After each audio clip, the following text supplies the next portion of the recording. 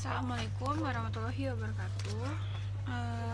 Dengan nama saya Musdalifah dengan NIM 1962201256 dari kelas 5 SIF 2. Materi yang akan disampaikan adalah akuisisi dengan kepemilikan sebagian. Akuisisi dengan kepemilikan sebagian. Pada bagian sebelumnya, kita telah melihat bagaimana proses penyusunan laporan keuangan konsolidasian untuk pengakuisisian yang terjadi tidak pada nilai tercatat dengan kepemilikan penuh. Pada bagian ini, kita akan melihat bagaimana proses penyusunan laporan keuangan konsolidasian untuk pengakuisisian yang terjadi tidak pada nilai tercatat tetapi atas kepemilikan sebagian. Dalam penyusunan laporan keuangan konsolidasian tidak pada nilai tercatat atas kepemilikan sebagian, hal yang perlu diperhatikan adalah keberadaan kepentingan non-pengendali. Karena secara terpisah bagian dari karena keberadaan kepentingan non-pengendali menurut PSAK 65 mensyaratkan entitas induk untuk menyajikan secara terpisah bagian dari kepentingan non-pengendali pada ekuitas dalam laporan posisi keuangan konsolidasian. Hal ini dimaksudkan untuk menunjukkan kepada pengguna laporan keuangan seberapa besar bagian dari aset neto yang dimiliki entitas anak yang tidak dikuasai oleh entitas induk. Dalam hal ini, nilai yang diatribusikan kepada kepentingan non-pengendali termasuk bagian laba, rugi, dan setiap komponen yang diakui sebagai bagian penghasilan komprehensif lain. Ilustrasi konsolidasi dengan kepemilikan sebagian. Untuk ilustrasi pengonsolidasian laporan keuangan atas kepemilikan sebagian kembali menggunakan kasus PT Nusantara yang mengakuisisi PT Andalas dengan sedikit modifikasi. Contohnya, PT Nusantara membeli 75% saham PT Andalas seharga 1.125 juta. Pada saat dilakukan akuisisi, diketahui pula bahwa nilai wajar dari kepentingan non-pengendali adalah 375 juta. Sedangkan nilai wajar seluruh aset dan liabilitas PT Andalas adalah 1.400 juta. Nilai buku dari seluruh ekuitas PT Andalas adalah 1.200 juta, sehingga dapat diferensial dari akuisisi ini sebesar 300 juta yang dialokasikan pada goodwill sebesar 100 juta dan aset teridentifikasi lainnya sebesar 200 juta. Sebagai gambaran, transaksi akuisisi PT Nusantara terhadap PT Andalas ditunjukkan berikut ini. Nilai wajar imbalan yang diberikan PT Nusantara ditambah nilai wajar yaitu kepentingan non-pengendali 1.500 juta. Nilai buku aset neto PT Andalas ada saham biasa 800 juta, saldo laba 400 juta digabung menjadi 1.200. Lalu total diferensial 1.500 juta dikurang 1.200 juta yaitu 300 juta. PT Nusantara akan mencatat transaksi akuisisi PT Andalas ini sebagai berikut. Pada tanggal 1 Januari 2020, investasi PT Andalas di debit 1.125 juta, pada kas di kredit 1.125 juta. Selanjutnya adalah perhitungan nilai aset neto PT Andalas dan bagian PT Nusantara serta kepentingan non-pengendali atas aset neto. Pada tabel 4.11 perhitungan jurnal eliminasi PT Nusantara 75% ditambah kepentingan non-pengendali 25% sama dengan saham biasa ditambah saldo laba. Saldo awal 900 juta pada PT Nusantara tambah 300 juta untuk kepentingan non-pengendali biasa 800 juta, dan saldo labanya 400 juta. Jurnal eliminasinya adalah sebagai berikut. Untuk yang 14E, saham biasa di debit 800 juta, saldo laba di debit 400 juta. Pada investasi pada PT Andalasnya di kredit 900 juta, kepentingan pengendali di kredit 300 juta. Jurnal di atas untuk mengeliminasi ekuitas pada investasi PT Andalas. Jurnal eliminasi ekuitas dan investasi pada PT Andalas berbeda dari jurnal di bagian sebelumnya, ketika kepemilikan PT Andalas seluruhnya oleh PT Nusantara. Pada kepemilikan sebagian ini, jurnal eliminasi memunculkan satu akun baru, yaitu kepentingan non-pengendali yang mencerminkan hak pemegang saham non-pengendali atas aset neto yang dimiliki entitas anak. Jurnal pengalokasian diferensial ini mendistribusikan diferensial yang muncul dari transaksi akuisisi. Persediaan mengalami kenaikan nilai wajar dan nilai tercatat sebesar 50 juta. Tanah mengalami kenaikan nilai wajar sebesar 210 juta, sedangkan bangunan dan peralatan mengalami penurunan nilai sebesar 60 juta. Selain itu, atas transaksi kombinasi bisnis PT Nusantara dan PT Andalas diakui munculnya goodwill senilai 100 juta. Dari selisih antara imbalan yang diserahkan PT Nusantara atas nilai wajar atas neto PT Andalas, berikut ini adalah alokasi diferensial pada saat akuisisi. Untuk PT Nusantara, 75% ditambah kepentingan pengendalian 25%, persediaan ditambah tanah, ditambah bangunan dan peralatan, dan ditambah goodwill. Saldo awal 225 juta, 75 juta untuk kepentingan non pengendalian, 50 juta untuk persediaan, tanah 210 juta, bangunan dan peralatan dikurang 60 juta, lalu ditambah dengan goodwillnya 100 juta. Jurnal eliminasi yang harus dibuat untuk mengalokasikan diferensial adalah sebagai berikut. Untuk yang 15E, persediaannya di debit 50 juta, tanahnya di debit 210 juta, goodwillnya di debit 100 juta.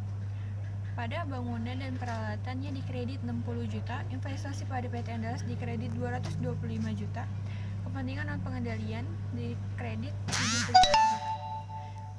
Jurnal di atas untuk mengalokasikan diferensial ya. Berbeda dengan jurnal alokasi diferensial sebelumnya, pada kepemilikan sebagian pengalokasian diferensial tidak hanya memengaruhi akun investasi saja pada entitas anak, tetapi juga kepentingan non pengendali. Untuk laporan posisi keuangan consolidation PT Nusantara dan entitas anak sesaat setelah transaksi akuisisi dapat dilihat pada gambar 4.6 ya. Selanjutnya, konsolidasi pada periode akuisisi.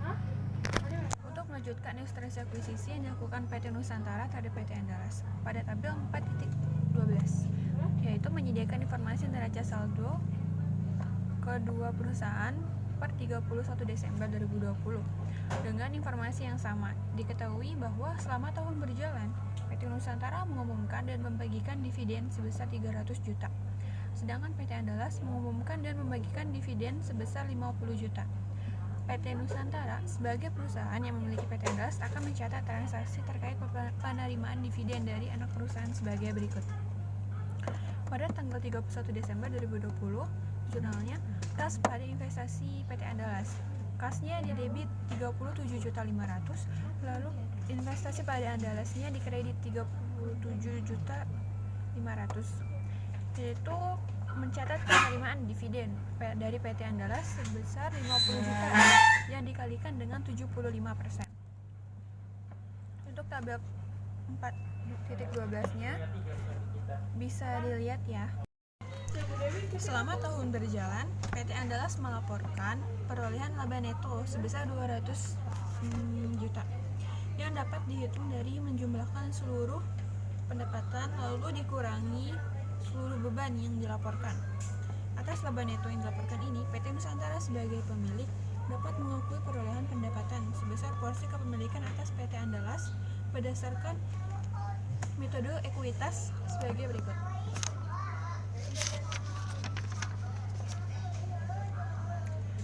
Pada 31 Desember 2020, investasi pada PT Andalas di debit 150 juta, lalu bagian laba atas PT Andalasnya dikredit 150 juta.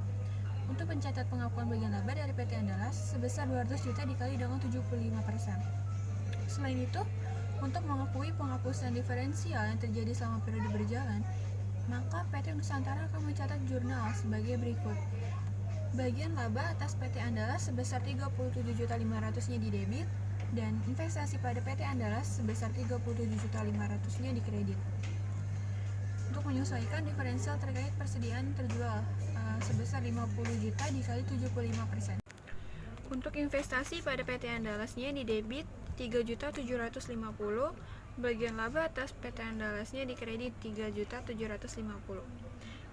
Jurnal untuk menyesuaikan diferensial terkait bangunan dan peralatan sebesar 5 juta dikali dengan 75%. Jurnal penghapusan diferensial yang pertama digunakan untuk menyesuaikan penghasilan dari PT Andalas karena diferensial terkait dengan persediaan telah terjual sehingga aset tersebut tidak lagi dimiliki oleh PT Andalas.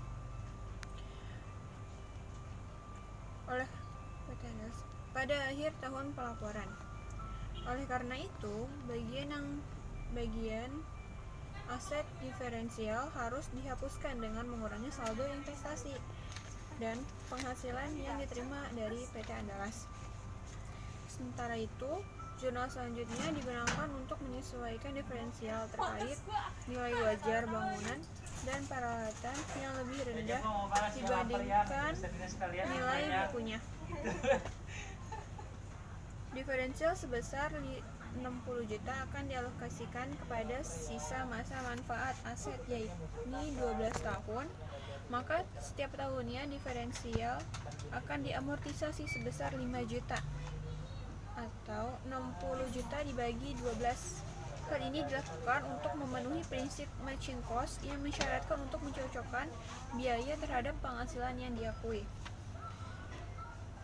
Pada tabel 4.13 ditunjukkan perhitungan pengalokasian kepemilikan aset PT Andalas. Dari tabel tersebut dapat terlihat bahwa kepemilikan PT Andalas sebagian 75% diakuisisi oleh PT Nusantara sebagai perusahaan pengendali. Kepemilikan PT Nusantara atas PT Andalas berwujud modal saham. Jurnal eliminasi harus dibuat untuk mengeliminasi ekuitas PT Andalas dan investasi pada PT Andalas. Berbeda dengan bagian sebelumnya karena saham PT Andalas tidak seluruhnya dimiliki PT Nusantara. Maka dalam jurnal eliminasi memunculkan kepentingan non-pengendali yang akan disajikan di ekuitas. Selain itu, laba neto dan dividen diumumkan PT Andalas juga tidak seluruhnya menjadi hak PT Nusantara. Oleh karena itu, harus diakui sebagai bagian laba dari kepentingan non-pengendali. Berikut adalah jurnal eliminasi dasar yang harus dibuat untuk mengeliminasi ekuitas dan investasi di PT Andalas. 16E untuk saham biasa di debit 800 juta, saldo laba di debit 400 juta, bagian laba atas PT Andalas di debit 150 juta, bagian laba kepentingan non-pengendali di debit 50 juta. Untuk dividen diumumkan di kredit 50 juta, investasi pada PT Andalas di kredit 1.012.500.000, kepentingan non-pengendali di kredit 337.500.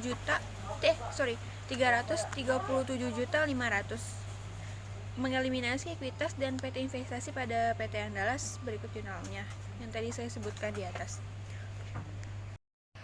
Jurnal eliminasi berikutnya untuk mencatat amortisasi dan pengalokasian sisa diferensial berikut, yaitu schedule perhitungan saldo diferensial selama tahun 2020.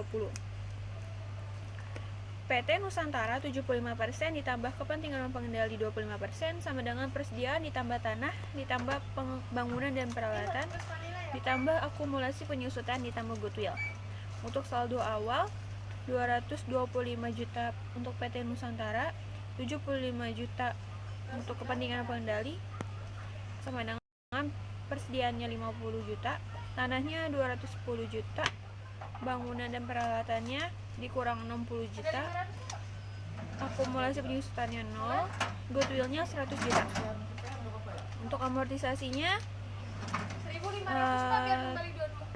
33.750. Jadi 225 juta dikurang dengan 225 juta dikurang dengan 33.750, saldo akhirnya 191.250. Terus 75 juta diamortisasi dengan 11.250 menjadi 63.750.000. Untuk persediaan diamortisasi, untuk persediaan 50 juta, amortisasinya dikurang dengan 50 juta sama dengan 0. Untuk tanahnya 210 juta, diamortisasinya 0, jadi maka saldo akhirnya 210 juta juga. Untuk bangunan dan peralatan dikurang 60 juta, amortisasinya 0, saldo akhirnya pun dikurang 60 juta. Akumulasi penyusutannya saldo awalnya 0, amortisasinya 5 juta, maka saldo akhirnya pun 5 juta. Untuk goodwillnya saldo awalnya 100 juta, diamortisasinya 0, maka saldo akhirnya pun 100 juta. Lalu jurnal selanjutnya, jurnal eliminasi yang harus dibuat untuk mengalokasikan diferensial adalah sebagai berikut. 17E, beban pokok penjualan di debit 50 juta, lalu beban penyusutan di kredit 5 juta, bagian laba atas PT Andalas di kredit 33.750, bagian laba kepentingan non pengendalinya 11.250.000.